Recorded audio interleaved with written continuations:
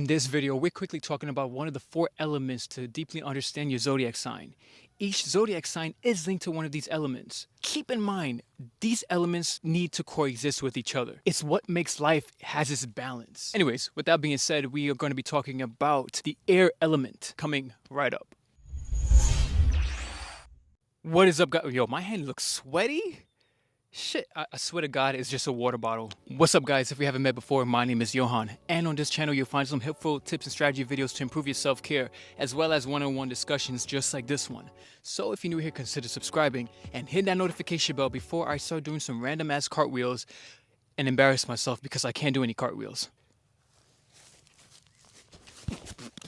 Shit I do for YouTube. The air element is what connects all of the other elements together, even though it doesn't seem like it's very important. Libra, Gemini, and Aquarius are all air signs. These signs have a problem of fitting into the regular norm. When it comes to one of the main focuses in their lives, that sun is bright. When it comes to one of the main focuses in their lives, they tend to not care what other people think and stop trying to please others. They want to be free and just kind of like follow their ideas and their goals and their, I said ideas already. This video is coming out terrible. When you think about it, we need air to survive. We need air to breathe in, to fill our lungs in order to exist.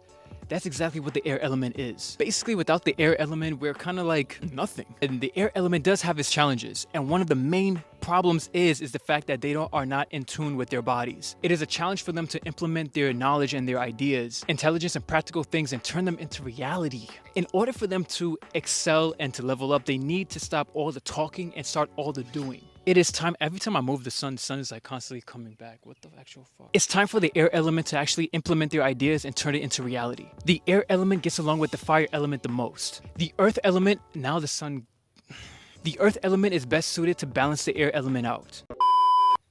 I look hot, sweaty, and bothered. It is challenging, and this sun is so flippin' bright.